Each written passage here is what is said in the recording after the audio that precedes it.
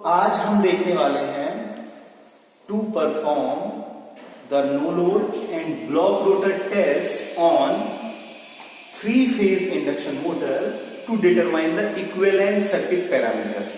ठीक है, हमको क्या करना है, नो लोड टेस्ट परफॉर्म करना है एक बार ब्लॉक रोटर टेस्ट परफॉर्म करना है। किस पे? 3-phase इंडक्शन मोटर पे।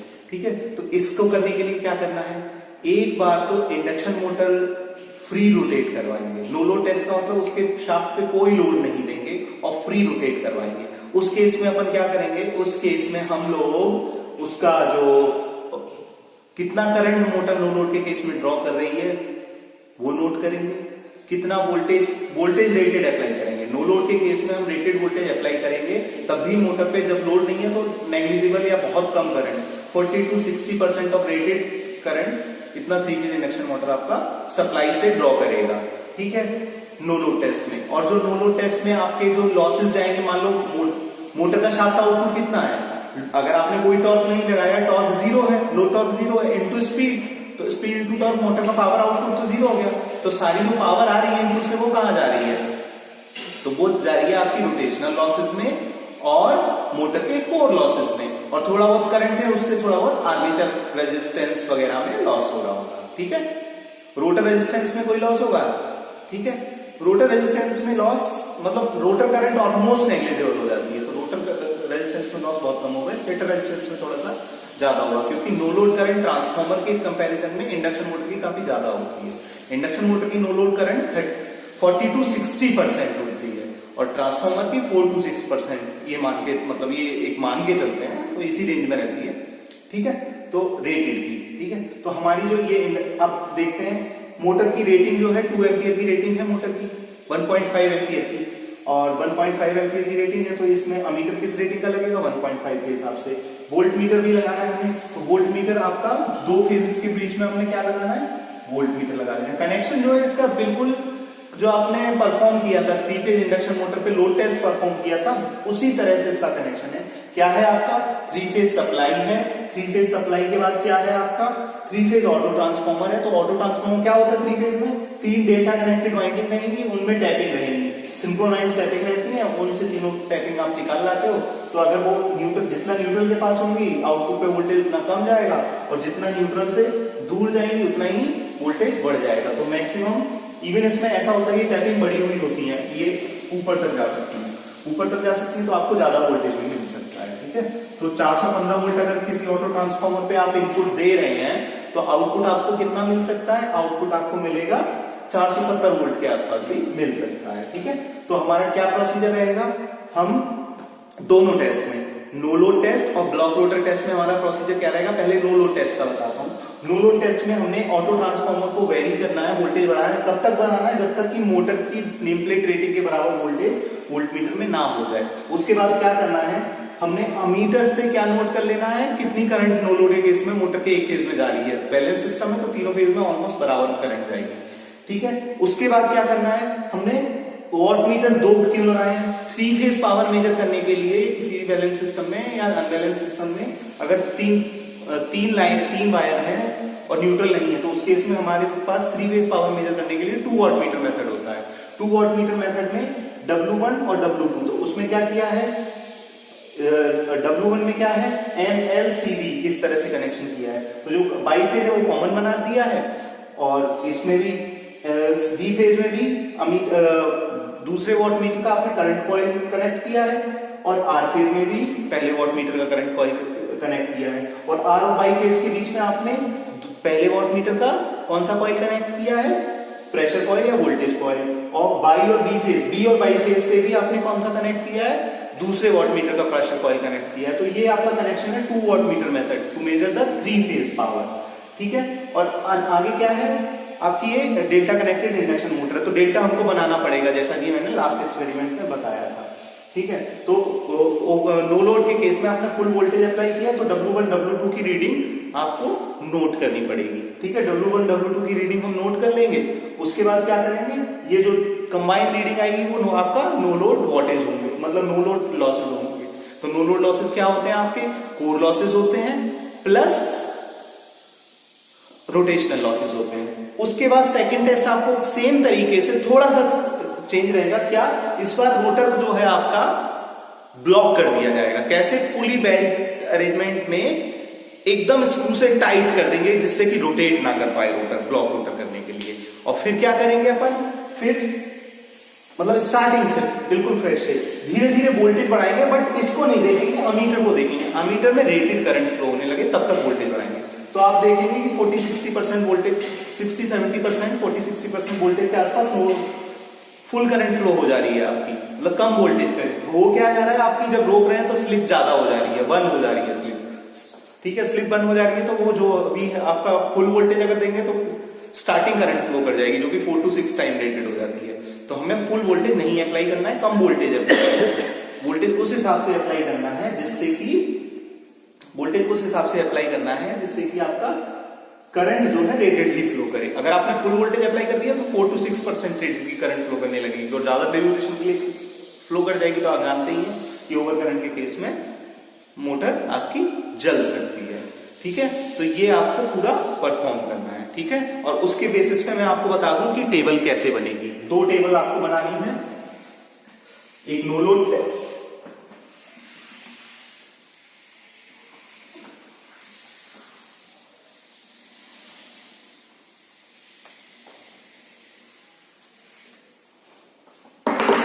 आपकी टेबल, पहले आप नो लोड टेस्ट की टेबल बनाएंगे। नो लोड टेस्ट में क्या नोट करेंगे हम, सिंगल रीडिंग लेनी है। ठीक है, तो नो लोड टेस्ट में वोल्टेज जो कि फिक्स रहता है आपका, VNL लिखेंगे। VNL कितना होगा, ये लाइन वोल्टेज आपका 415 वोल्टेज आ जाएगा। ठीक है, उसके बाद आपकी INL आपकी नोट करनी है, आपको INL नोट करनी है। ठीक है, जो भी रीडिंग आ रही होगी, नो लोड करंट कितनी मोटर ड्रॉ कर रही है। फिर आपका हो जाता है W नो लोड, WNL। तो WNL के लिए आपकी 2 रीडिंग आ रही है, W1 W2। तो WNL क्या हो जाएगी, W1 W2 से यहां पे लिख लो WNL। ठीक है, तो ये हो जाएगी WNL W1 प्लस W2। ठीक है, ये 2 वाट मीटर मेथड आपको पढ़ना पड़ेगा, उसके लिए तब आपको कंफर्म होगा। तो ये आपका नो लोड टेस्ट होगा। ठीक है, अब इसके साथ ही आपका ब्लॉक रोटर टेस्ट की बात करें, BR test. Block rotor test में क्या होगा, सेम टेबल बनेगी, बिल्कुल सेम टेबल। ठीक है, तो आपकी जो भी आपकी करंट होगी रेटेड मोटर की, ठीक है, क्या आ जाएगा यहाँ पे, BR आ जाएगा, B ब्लॉक रोटर आ जाएगा। फिर क्या आ जाएगा यहाँ पे, IBR आ जाएगा। फिर क्या आ जाएगा आपका, फिर से W1 W2 और लास्ट में आ जाएगा। तो आपका अब इसमें IBR आ गया। तो IBR में क्या करना है हमको, ब्लॉक रोटर टेस्ट में हमें IBR रेटेड रखनी है, I रेटेड, तो जो कितनी है 1.5 एम्पियर है। I रेटेड 1.5 एम्पियर है हमारी I रेटेड। तो ये 2 रीडिंग है, बाकी सब हमको नोट करना है। ठीक है, अब ये W कैसा यूज करना है, वो मोटर की कंडीशंस के हिसाब से कि W में कौन सा वोल्टेज रेंज सेलेक्ट करना है। तो आपकी रेटेड करंट है आपकी 1.5 एम्पियर। जब रेटेड करंट 1.5 एम्पियर है तो आपको अमीटर यूज करना है 0 to 2 एम्पियर वाला, जो कि पिछले एक्सपेरिमेंट में हमने यूज किया। और अब बात करते हैं वोल्ट मीटर की। तो 415 वोल्ट पे जब आप डील करोगे तो आप वोल्ट मीटर कनेक्ट कर सकते हो किस रेंज में, 0 to 600 p में। और अगर आपका no load test, sorry block rotor test perform करते हैं तो हमें पता है कि कम वोल्टेज पे ज्यादा करंट फ्लो कर जाएगी, तो हमें ऑलमोस्ट 300 से नीचे रहेगा आपका वोल्टेज। तो उस केस में वोल्ट मीटर हम 300 वाली रेंज पे भी कनेक्ट कर सकते हैं। ऐसे ही वॉट मीटर का है, तो वॉट मीटर में आपकी हर बार करंट आपकी 2 एम्पियर से तो ऊपर जाने वाली नहीं है। ठीक है, एक केस में 1 एम्पियर से नीचे रहेगी, एक केस में 2 एम्पियर से। तो 1-2 एम्पियर वाला मोड अवेलेबल हो वॉट मीटर में तो लगाएंगे, नहीं तो हमारे जो अमीटर में शायद रख रहा हूं उसमें आपके 5 एम्पियर वाले मोड अवेलेबल है। तो 5 एम्पियर वाले मोड के लिए हमें क्या करना पड़ेगा, 5 एम्पियर वाले मोड के लिए हमें क्या करना पड़ेगा, 5 एम्पियर वाले मोड में हमें मतलब जो है 5 एम्पियर वाले मोड में लगाएंगे और वोल्टेज आप घटा के लगा लेना। ठीक है, वोल्टेज कितना 300 वाले पे, और फुल वोल्टेज की बात जब करेंगे तो 600 वाले वोल्टेज में लगाएंगे। तो आप मल्टीप्लाइंग फैक्टर करस्पॉन्डिंगली आपको एडजस्ट करना पड़ेगा। ठीक है, चलिए ऑटो ट्रांसफॉर्मर का आउटपुट है आपका यहाँ पे। तो ऑटो ट्रांसफॉर्मर के आर्ट से R/B तीनों फेजेस आपके निकल रहे हैं, और ये तीनों फेजेस हमको कहाँ लगाने हैं, ये तीनों फेज आपके आए, ये रेड फेज आया। तो रेड फेज में मैंने क्या कनेक्ट किया था, अमीटर कनेक्ट किया था। तो अमीटर के 2 एम्पियर का मीटर है तो 2 एम्पियर के मीटर में 2 एम्पियर वाले में डाल दिए, ब्लॉक रोटर के हिसाब से कनेक्ट कर रहे हैं। अब 2 एम्पियर के अमीटर किस में कनेक्ट होगा, सीरीज में। तो अमीटर से आपका वायर निकला और अमीटर से जो वायर निकला वो आपका कहाँ जाएगा, अमीटर से निकलने के बाद वॉट मीटर के एम में जाएगा। आर फेज में वॉट मीटर जो लगाएंगे तो वॉट मीटर के एम से निकलेगा, एम में जाएगा और एल से निकलेगा और एल से निकल के मोटर के पहले फेज में आपका चला जाएगा ये, ठीक है, मोटर के पहले फेज में चला गया, ठीक है। नेक्स्ट कनेक्शन देखते हैं। नेक्स्ट कनेक्शन है हमारा बाई फेज का। तो बाई फेज में क्या है, बाई फेज में बाई फेज हम अभी छोड़ देते हैं, बी फेज में वॉट मीटर लगाना है हमको, तीसरे वाले फेज में। तो ये आपका बी फेज का वायर निकला तो इसको भी किस में जाना है, करंट कॉइल में जाना है, किसकी, वॉट मीटर की। तो दूसरा वॉट मीटर लिया और दूसरे वॉट मीटर के ये एम में एंटर कर गया। ये देखिए दूसरे वॉट मीटर के एम में गया, यहां पे एम में चला गया ये, ठीक है। ये दूसरे वॉट मीटर के एम में चला गया और फिर कहां से निकलेगा, ये एल से निकलेगा। जो आपका ब्लू फेज है वो एल से निकला, ये देखिए एल से निकला और एल से निकलने के बाद ये वाला वायर आपका तीसरे वाले फेज में, यहां पे कलर कोडिंग थोड़ी डिफरेंट है, तीसरे वाले फेज में हमने डाल दिया, ठीक है। अब बचा आपका बीच वाला फेज। तो बीच वाला फेज कहां जाना है, आपका बीच वाला फेज जो है वो कॉमन बनाना है। तो उसको कॉमन बनाते हुए वाई में जाना है। तो कॉमन किस पे बना दें, कितना वोल्टेज हमारा अप्लाई होना है मोटर पे, ब्लॉक रोटर अगर परफॉर्म कर रहे हैं तो 300 से कम ही अप्लाई होगा, ठीक है। तो इसको हमने 300 वोल्टेज वाले पे कनेक्ट किया, ठीक है, वाई को। और इसी वाई को हमें एक्सटेंड भी करना है, ठीक है। तो इसको हम एक्सटेंड भी करेंगे, ठीक है।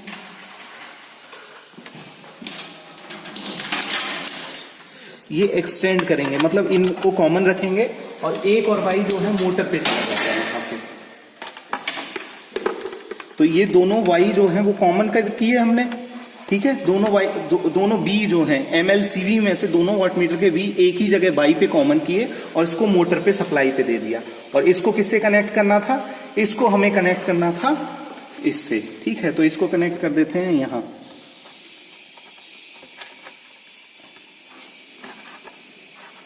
हाथ आ जा रहा है।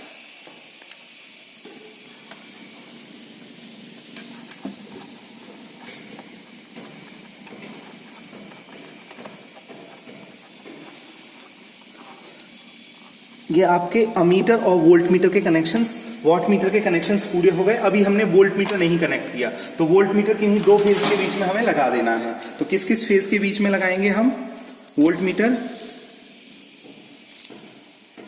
2 फेज के बीच में, बाई और रेड और ब्लू के बीच में लगा देते हैं। तो रेड फेज का ये रहा, इसको वोल्ट मीटर में दे दो। और वोल्ट मीटर हमको काफी कम वोल्टेज लेना है, 300 के करीब अगर आएगा तो 300 के करीब पे जब भी रेटेड करंट फ्लो करने लगे तो ये दोनों फेज के बीच में हमने वोल्ट मीटर लगा दिया अपना, ठीक है, ठीक है। तो R/V तीनों फेज में हमारा वोल्ट मीटर लगा दिया गया है, ठीक है। M और C दोनों वॉट मीटर की हमको शॉर्ट करनी है। तो M और C शॉर्ट करने का तरीका क्या है, इस वॉट मीटर के देखिए M और C शॉर्ट करनी है, ठीक है। तो M और C शॉर्ट करने के लिए हमें, ये शॉर्ट हो गई M और C, और ये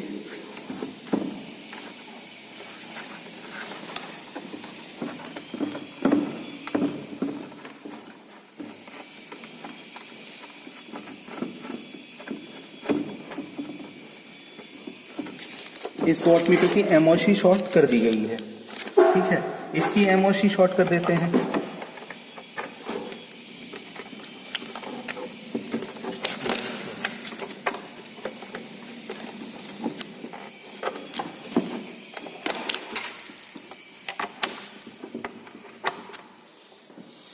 तो ये कनेक्शन आप देख सकते हैं। तो आप ये देखिए जो आर फेज आया ऑटो ट्रांसफॉर्मर से, आर फेज आया और आर फेज पहले अमीटर में गया और अमीटर से निकला फिर किस में जाएगा, आर फेज में जो हमने वॉट मीटर कनेक्ट किया। तो ये देखिए आर फेज वाला ये जा रहा है, इसमें चला गया और यहाँ से एम और सी शॉर्ट हो गया और एल से निकल के ये आया आपका, और ये किस में चला गया, मोटर के पहले फेज में जो डेल्टा कनेक्टेड है। उसके बाद हमने क्या किया, हमारा बी फेज जो आ रहा है, ये बी फेज आ रहा है, तो बी फेज किस में, अगेन एम में जाएगा। यहाँ देखिए ये कहाँ जा रहा है, एम में जा रहा है, और एम और सी शॉर्ट है, ये देखिए आपने एम और सी शॉर्ट कर दी। उसके बाद आपका एल से ये निकला बी फेज, और ये सीधा ब्लू वाला इसमें तीसरे वाले में चला गया। अब बचा बीच वाला, बीच वाले को क्या करना है, हमने कॉमन बनाना है और दोनों वोल्ट मीटर के वी पे, वॉट मीटर के वी पे कनेक्ट करना है। तो ये आया मोटर से निकल के, और ये मोटर से निकल के हमने किस करने कनेक्ट कर दिया, पहले वॉट मीटर के वी पे, और फिर यहाँ से ये निकला होगा आपका, यहाँ से ही निकला ये दूसरे वॉट मीटर के वी पे, और दूसरे वॉट मीटर के वी नहीं वाई पे, और वाई से निकल के ऑटो ट्रांसफार्मर के वाई से ये चला आ रहा है आपका। ठीक है, तो ये आपके तीनों फेज के कनेक्शंस ये क्लियर आपके हो गए हैं। ठीक है, और हमने वोल्ट मीटर आर और वाई फेज में लगा दिया है, तो वो भी देख सकते हैं। ये रेड फेज का यहाँ पे रेड पे कनेक्टेड है पहले वाले पे, और फिर वाई पे कनेक्टेड। ठीक है, तो अब जरा स्टार्ट करके देखते हैं। तो हमारा प्रोसीजर क्या है, सबसे पहले ऑटो ट्रांसफार्मर को 0 पे रखेंगे और सप्लाई ऑन करेंगे। अब 3 फेज सप्लाई हम लोग ये ऑन कर रहे हैं, 3 फेज सप्लाई ऑन की जा रही है। देखिए ये 3 फेज सप्लाई आ गई।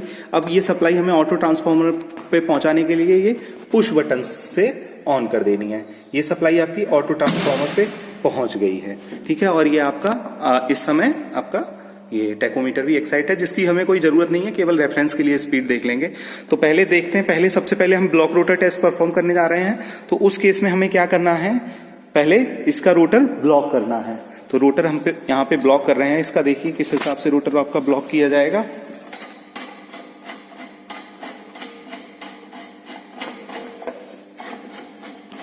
एकदम टाइट कर देंगे जिससे कि रोटर आपका सप्लाई देने पे बिल्कुल भी रोटेट ना कर पाए। तो आपकी स्लिप पूरे कंडीशन, पूरे एक्सपेरिमेंट के दौरान स्लिप 1 बनी रहेगी इस दौरान। ठीक है,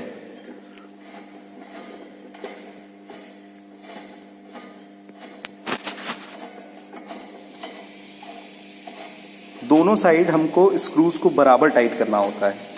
ठीक है,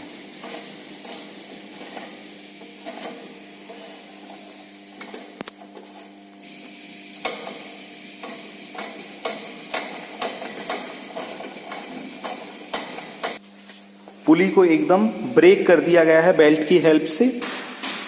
ये हमारे इंस्ट्रूमेंट पैनल है, पहला अमीटर है, W1 W2 है, और हमारा क्या है, वोल्ट मीटर है। तो इसमें देख लेते हैं कोई पैरेलैक्स एरर, इसमें शायद नहीं है, इसमें कोई पैरेलैक्स एरर नहीं है, बहुत नहीं है, नेग्लिजिबल है। तो इसमें भी कोई पैरेलैक्स एरर आपकी नहीं है, और वोल्ट मीटर में भी कोई पैरेलैक्स एरर थोड़ी सी है, जिसको कि हम स्क्रू ड्राइवर से सही कर सकते हैं। नहीं, कोई पैरेलैक्स एरर नहीं है वोल्ट मीटर में भी। तो हम अपन धीरे धीरे अब क्या करेंगे, वोल्टेज लगाएंगे, और वोल्टेज इस हिसाब से लगाएंगे कि मशीन में रेटेड करंट फ्लो हो। तो रेटेड मशीन की रेटिंग एक बार फिर से आपको दिखा देता हूँ। मशीन की रेटिंग आप देख सकते हैं, ये देखिए, ये है नेम प्लेट रेटिंग। तो ये आप देखिए 1.5 एम्पियर की मशीन है। ठीक है, तो धीरे धीरे से हम इस पे वोल्टेज अप्लाई करेंगे। तो हाँ,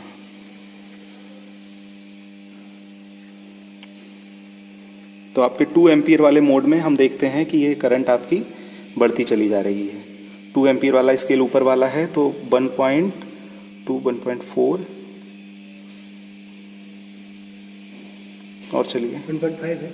हाँ, ये 1.2 है, और चलिए हमको करंट और बढ़ाइए, और बढ़ाइए,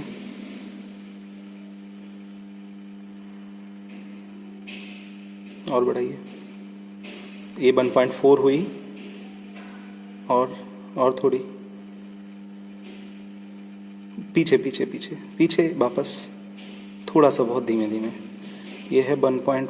और पीछे पीछे वापस जाओ, थोड़ी सी, थोड़ा सा, बहुत थोड़ा सा, बस रुक जाओ। ये एग्जैक्ट करंट अगर पैरेलैक्स नल करके देखें तो 1.5 के आसपास है, 1.5 मान सकते हैं। 1.5 एम्पियर आपकी करंट थोड़ी सी ज़्यादा है, बहुत हल्का सा कम किया जाए, बस गुड। तो ये आपकी 1.5 एम्पियर रेटेड करंट फ्लो कर रही है। तो अब इस कंडीशन में आप वोल्ट मीटर की कंडीशन रीड कर सकते हैं पॉज करके यहाँ पे इस वीडियो को। और वॉट मीटर में हमारा स्केल रीडेबल नहीं है यहाँ पे, ये बहुत बड़ी प्रॉब्लम है यहाँ पे, क्योंकि आपका वोल्टेज 150 के आसपास लगा हुआ है। तो 150 के आसपास दोनों वॉट मीटर का वोल्टेज हम लगा सकते हैं। ठीक है, तो इसको अभी चेंज करेंगे। तो हमारा वोल्टेज जो है वो 150 से ऊपर नहीं जा रहा था, तो वॉट मीटर का वी पॉइंट दोनों का हमने 150 पे कनेक्ट कर दिया है। और इधर अगर वोल्टेज रीडेबल फॉर्म में देखना है तो 150 पे कर सकते हैं, लेकिन इसमें रीडेबल फॉर्म में हमको दिख जा रहा है वैसे। ठीक है, कोई नहीं, फिर भी इसको 150 पे कनेक्ट किया जा सकता है। ठीक है, तो 150 के करीब या 300 पे रहने दे देते हैं। ठीक है, फिर से वोल्टेज हम लगाते हैं, फिर से रीडिंग हमें लेनी पड़ेगी। ठीक है, तो स्टार्ट करते हैं। बड़ा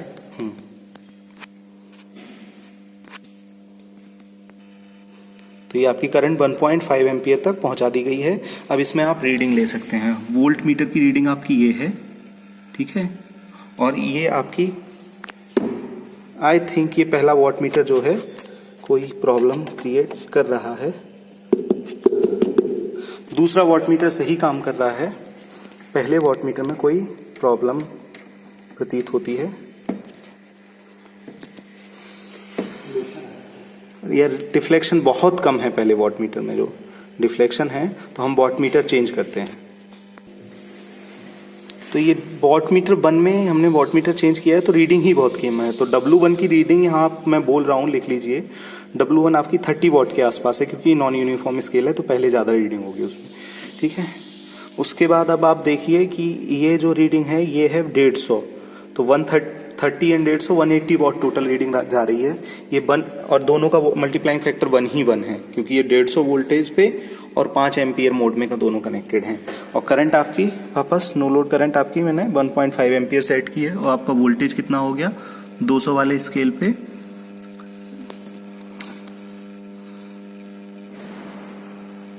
ये हो गया 200 से 200 वाले स्केल पे 100 से 200 110 20 30 40 और 148 वोल्ट। तो 148 वोल्ट है no load voltage, sorry block rotor voltage आपका 148 वोल्ट, ब्लॉक रोटर करंट आपकी 1.5 एम्पियर, और ये W1 आपका 30 वॉट और ये 150 वॉट। ठीक है, चलो अब ब्लॉक नो लोड टेस्ट को परफॉर्म किया जाए। अब हम नो लोड टेस्ट स्टार्ट करते हैं। ठीक है, तो नो लोड टेस्ट में आपको रेटेड वोल्टेज लगाना है। तो 600 वोल्टेज पे वोल्ट मीटर कनेक्ट कर दिया गया है, तो हमें 415 वोल्टेज देना है। हम मोटर को फ्री रन कराना है। मोटर रन नहीं करेगी, करेगी, स्लोली बढ़ाओ थोड़ा, वोल्टेज तो बढ़े। बढ़ा दिया, इतना तो करना चाहिए। क्या बढ़ाओ बढ़ाओ, कितने पे किया करे थे? 160 पे निकल गए थे। फिर से वीडियो खराब करवा रहे। नो लोड टेस्ट के लिए अब हम पूरा वोल्टेज अप्लाई करेंगे, तो मोटर स्टार्ट होगी। स्टार्ट कीजिए। हाँ, पूरा वोल्टेज अप्लाई कीजिए। तो ये करंट है आपकी, स्टार्टिंग के दौरान करंट बढ़ती है, फिर घटने लगती है। ये वॉट मीटर 1 की रीडिंग है और ये वॉट मीटर 2 की रीडिंग है। एक स्पेशल फिनोमिना देखते हैं जिसमें हमें क्या करना है। ये आप अगर आप देखेंगे तो धीरे धीरे करंट बढ़ाने पे ये नेगेटिव डिफ्लेक्शन दे रहा है। तो ये आपको फाइंड आउट करना है कि W1 नेगेटिव डिफ्लेक्शन क्यों दे रहा है, और इस क्वेश्चन का आंसर आपको देना है। ठीक है, अब इसको नेगेटिव को पॉजिटिव कैसे करना है, M और C के कनेक्शन या फिर B और C और V के, M और L के और C या B दोनों में से किसी एक के कनेक्शन रिवर्स कर देंगे, तो उस कंडीशन में ये पॉजिटिव डिफ्लेक्शन आ जाएगा, लेकिन रीडिंग को नेगेटिव ही लिखा जाएगा। तो ये मैं कर देता हूँ, M और L को रिवर्सल कर। तो ये देखिए आपने, मैंने M और L के कनेक्शन रिवर्स कर दिए हैं, तो इस केस में इसमें रीडिंग आपकी पॉजिटिव आ सकती है। बढ़ाओ, तो ये रीडिंग कुछ नेगेटिव जाके फिर पॉजिटिव होने लग गई, और इसकी पहले से ही पॉजिटिव है। पूरा वोल्टेज लगाते हैं तो मैक्सिमम रोटेशनल लॉसेस आपके अकर करेंगे। और लगाइए, और थोड़ा सा, बस पीछे थोड़ा सा, वापस बस। ये 415 वोल्ट हमने अप्लाई कर दिया है। एक सेक्शन 20 वोल्ट का है, 600 वोल्ट वाले पे है, तो 415 वोल्टेज हमने अप्लाई किया है। तो आपकी नो लोड करंट जो फ्लो हो रही है 2 एम्पियर के स्केल पे, इट इज समवॉट 1 सेक्शन जो है वो आपका हो गया 0.04 का, तो 0.04 1.04 और 1.02 1.04 1.06, तो आपकी नो लोड करंट है 1.06 एम्पियर के आसपास। आप अगर पैरेलैक्स को खत्म करके देखेंगे तो 1.06 या 1.05 आप नो लोड करंट लिख सकते हैं। W1 है माइनस में 110, W2 इज प्लस में 265 110 माइनस का और 265 प्लस का। वोल्टेज आपका पता ही है 415 वोल्ट हम सेट किए हैं, तो ये रीडिंग आपकी यहाँ पे कंक्लूड होती है नो लोड टेस्ट के लिए, ठीक है। और व्हाट आप नो लोड में देख लीजिए, सिंक्रोनस मशीन मैंने बताया था इस वाले सेटअप में एरर है 7 आरपीएम की, तो ये 1496-1497 आरपीएम के आसपास आपकी स्पीड है ये, ठीक है। तो ये आपका एक्सपेरिमेंट यहाँ पे मैं कंक्लूड करता हूँ, ठीक है। तो ये आपका, ये देख लीजिए, ये आपका वॉट मीटर की रीडिंग्स नो लोड के केस में, वोल्ट मीटर की रीडिंग नो लोड के केस में 415, अमीटर की रीडिंग नो लोड के केस में, वॉट मीटर 1 नो लोड के केस में, वॉट मीटर 2 नो लोड के केस में, ठीक है। तो ये कंक्लूड करते हैं। Thank you.